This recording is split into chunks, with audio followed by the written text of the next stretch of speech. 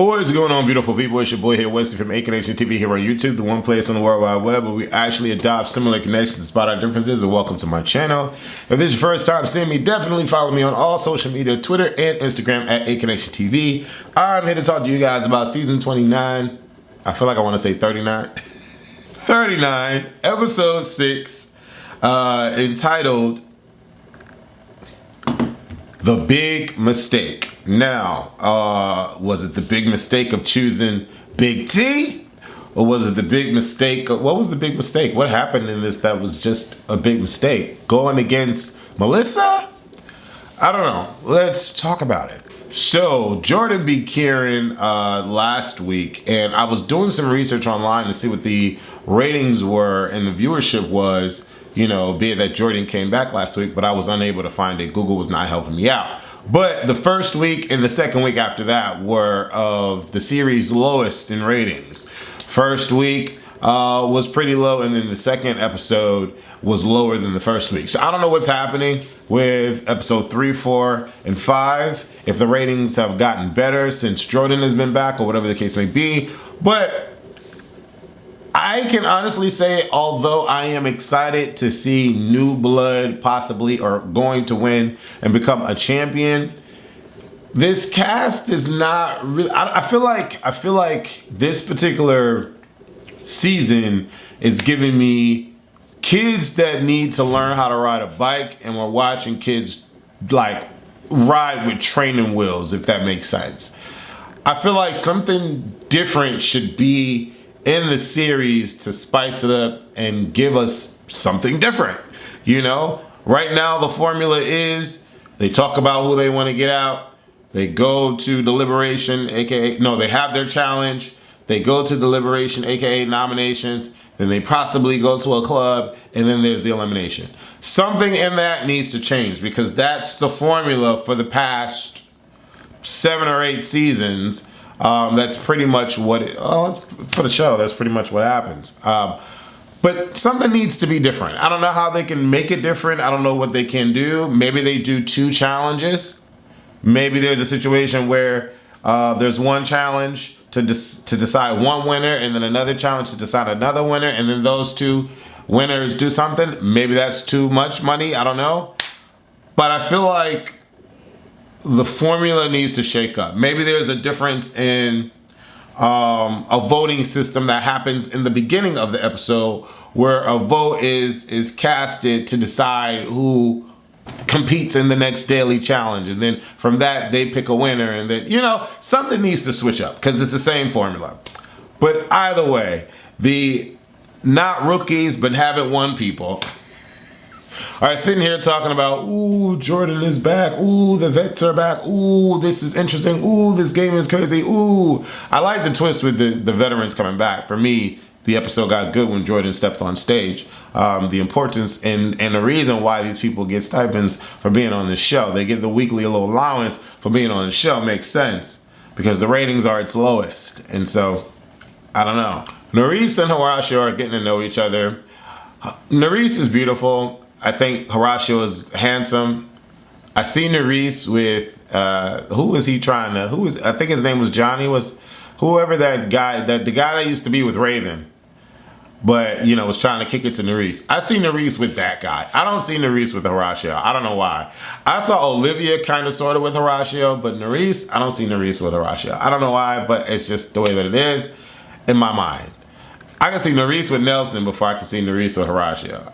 I don't know, but they're canoodling and getting to know each other. I think it's cute because Horacio is an amazing dude and Nurys is beautiful, but whatever. Nurys, Asaf, Michelle, and Jay called themselves the Fantastic Four.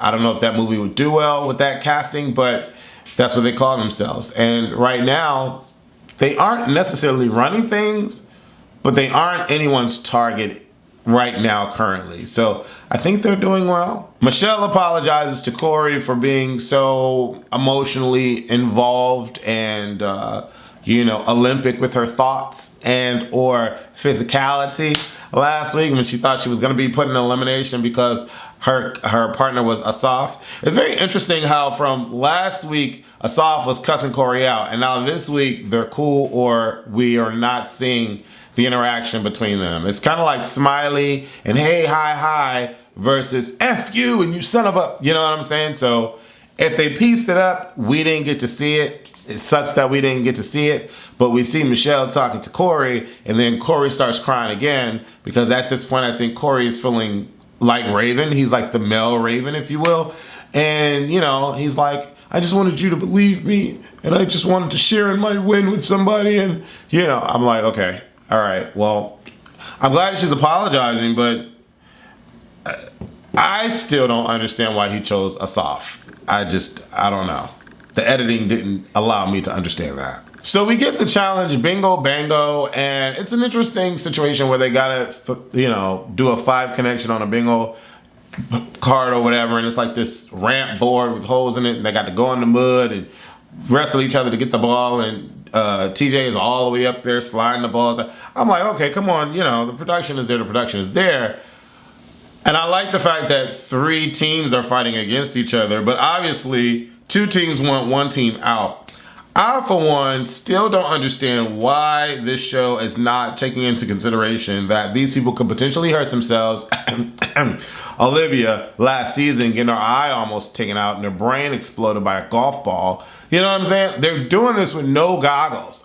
Why are they wrestling in the mud with no goggles on and their eyes completely exposed? They're getting splashed and everything with dirt, grimy, gritty mud. I don't know. I feel like I would have asked for goggles, you know? And one of y'all put a comment on my video, the last video, that Jordan, the reason why he was standing still was because he didn't have the sneakers that he wanted, and they wouldn't switch out his sneakers, so that's why he was standing still. But I don't know. That's not how they played it on the editing, so it is what it is. Maybe it was a combination of all of that. But why aren't these contestants playing with goggles? That's number 1. Number 2, why is Nerese thinking that she can beat up Melissa? I don't see it. I'm sorry. I mean, I know Melissa fought, what the freak is her name? Y'all know who she fought before. The girl that is engaged and had OnlyFans. What is her name? I can't remember her name. Y'all know I'm horrible with names, but she was cool. They fought, and, you know, they actually kind of went toe-to-toe, to be no shade, but I just see Melissa beating up I just see Melissa beating her down, like beating her up. I like beating her down. I just like bop, bop, bop, bop, bop, bop, bop, beating her down. I don't know why, but that's what I see. And of course, at this point, we're not going to get any more fights on this show because people know that they will be banned and chastised and ridiculed and probably never come back ever again. So they're not going to fight. But I just see Melissa beating her down. And when the 2 girls, Berna and Nerese, was ganging up on Melissa, and, you know, Nerese was telling Berna to go or whatever, Melissa kicked her. Melissa kicked her. And then Nerese got her like, bitch, don't you kick me and da-da-da-da and this and that and the third. I'm like, girl, you ain't gonna do nothing though. I just see Melissa decking the hell out of Nerese. I don't know why. And it's not like I don't like Nerese. I just think she out that mouth. But her bite ain't nothing. I just see Melissa waxing that ass. That's just all I see. The red team ends up winning, and, you know, I don't really know who to root for at this point. Like, at this point, who am I rooting for? I don't know. I like Kylan, but Kylan's just floating around. I like Jay. I still like Jay. I think Jay is cool. I could see him getting the win. Horatio is cool. Olivia's being a mean girl, and Nerese thinks she can beat up Melissa. Who else is left in this game that I really kind of care about? No one. Is Big T the only black girl? I don't know. What is Nerese? Is Nerese black? I don't know what she is. But it's interesting seeing, like, Corey and Big T being their only skin tone on this show. I don't know why I just thought about that, but I just randomly thought about that. But whatever. There's not a lot of people to root for. I'm rooting for Corey because he's black and gay and I'm black and gay. I'm rooting for Kylan because he's fine as hell. I'm rooting for Jay because I feel like Jay should have won a long time ago. And, you know, it's interesting, like, I feel like Jay has been on 19 seasons, but he hasn't been. It's only been a few seasons, Wes.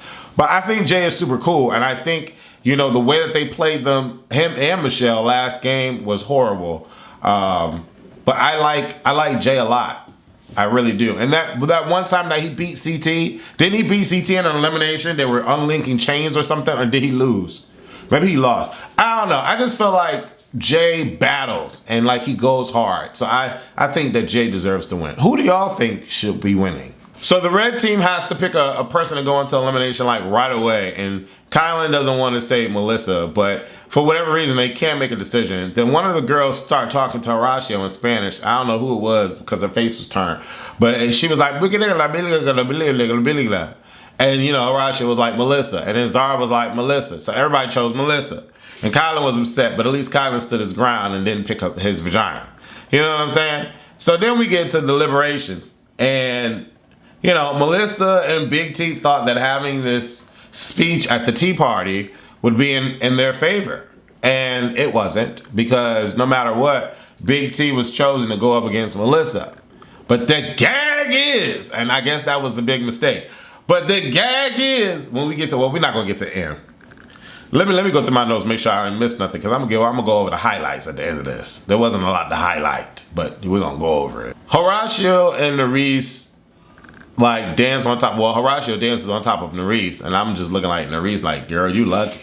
But then again, Horacio don't look like he ain't got no kind of ass. But he's cute though. He's cute. And then we get the little argument between Nerese and Melissa. This was hilarious because Nerese felt she had to walk away because she thought that she was gonna do something.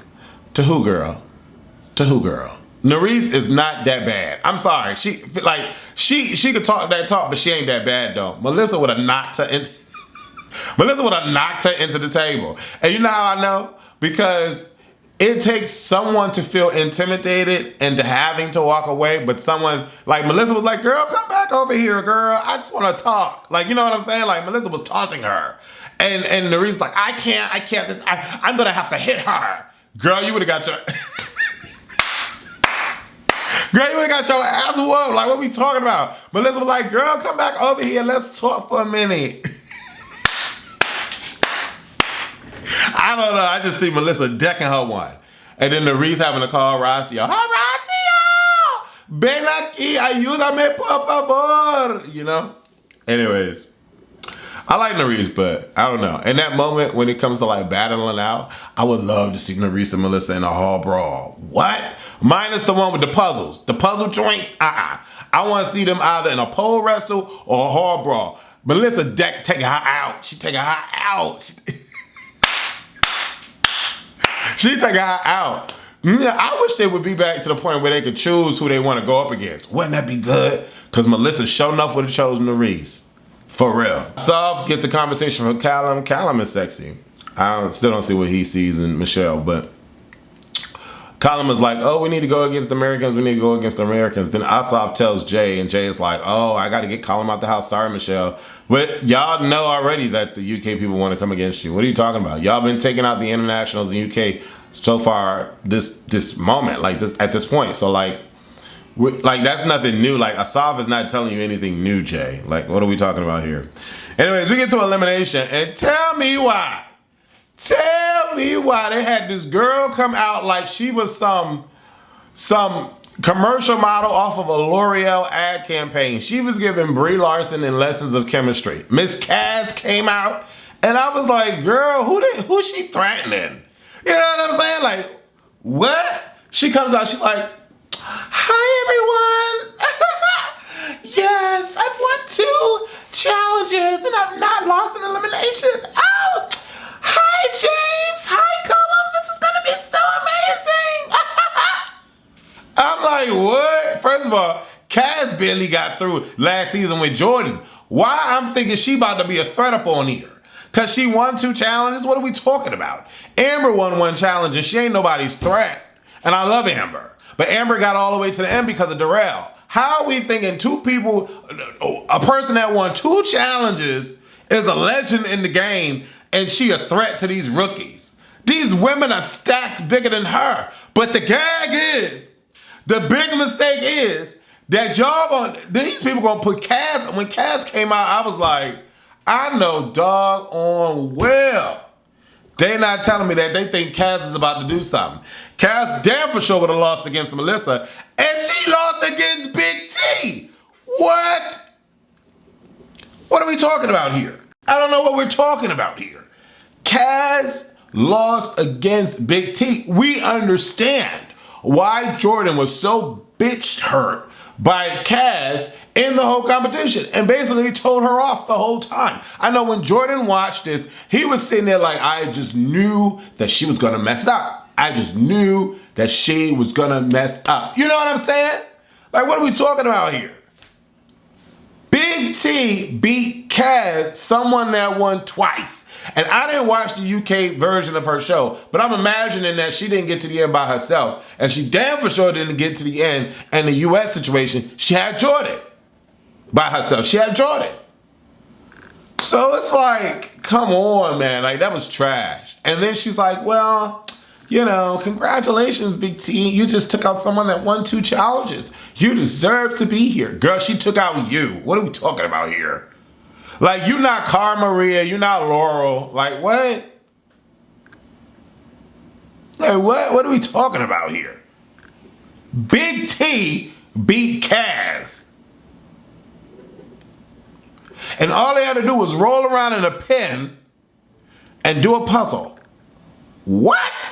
Big T outsmart Kaz and got all the puzzle pieces together and put her puzzle pieces in the zone before Kaz did. Big T, a girl that wears the dumbest wigs on her head.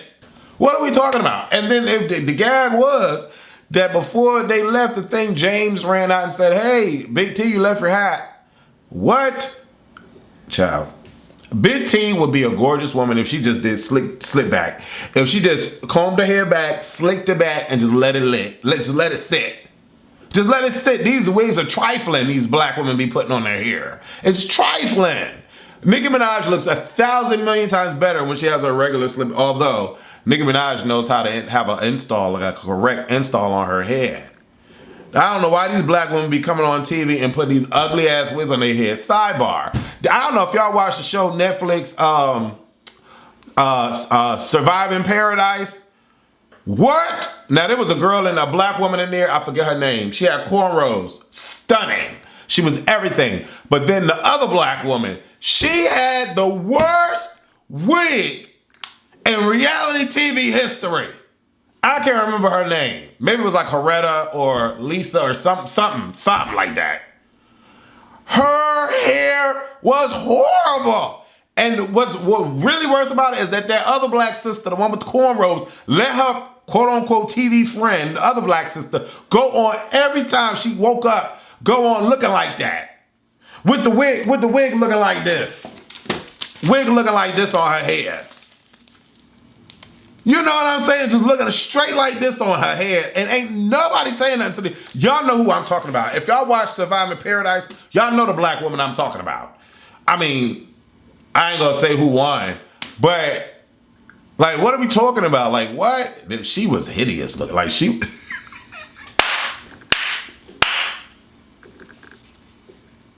I was like, damn, why they making her wake up like that? Why is her friend allowing her to wake? Okay, this ain't about Surviving Paradise, and I should have did a review of that show. Because, baby, that girl was funny every time she came. She was funny looking.